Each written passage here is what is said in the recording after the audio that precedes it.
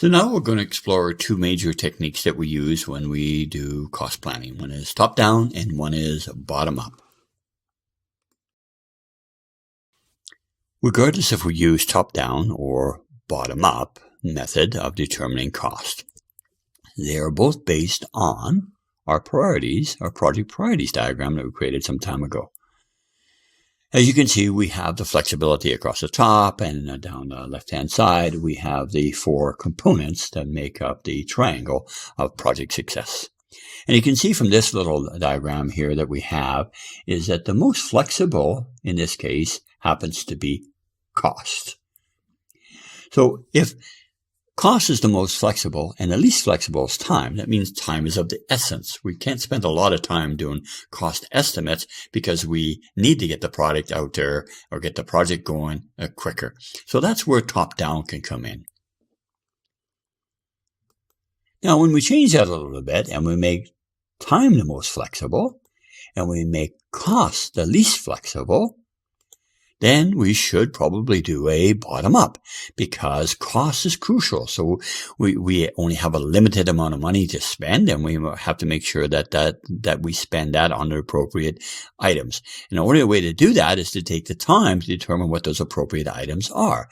So when you have cost as the least flexible and you have time as the most flexible, then bottom-up is the way that you want to go. Now, the thing about the top-down is it's faster but less accurate, whereas the bottom-up is time-consuming but way more accurate when it comes to determination of what the actual cost is for items within your project. Top-down cost planning is an easier method, quicker, and often appropriate for smaller projects. Accuracy of your cost estimates can be increased by organizing your items into categories.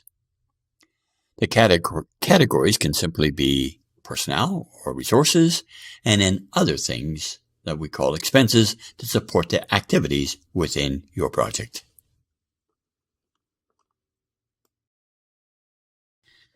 This is an image of how you would organize your particular activities that you have on a top-down to get your costing by putting them in some sort of category. For example, we're looking at resources here or people here, and we talk about how many movers we need, how many engineers we need, project managers we need, subject matter experts, and we come up with a total. And FTE basically stands for full-time equivalent. That's hours of effort that are associated with that. And simply by having each one of those broken down a little bit more, we can then apply a rate to each one and multiply it out to get our actual cost. It becomes a very simple way for us to produce the cost, but it gives a little bit more credibility than just saying it's going to take 9.5 FTEs to do that.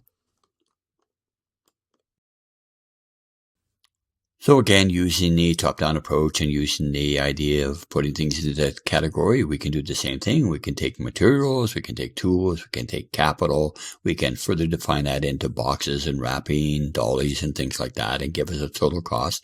And now we have a cost not only for the people or the resources involved in our project, but also for all the material, all the other supporting things, all the other expenses we need in our project. You combine the two of them together and you've got yourself a top-down total cost of project. Bottom-up cost planning method is indeed way more time-consuming than top-down. And the reason for that is that what we have to do is we have to take each one of our tasks as identified by the work breakdown structure. And as you can see in this diagram here, our tasks are pack and move, develop plan, and design space. And then for each one of the skills involved, or the resources required for that, we have to list them out, like a mover, project manager, engineer, subject matter expert. And then further, what we have to do is any supporting expenses we need to buy material to support that activity also has to be costed out. So as you can see, in order for us to do that, we have to explore every one of our tasks and extrapolate from that both the cost of resources and the cost for supporting expenses. That becomes very, very, very time consuming. But indeed, it is more accurate and it's used when cost is a critical element.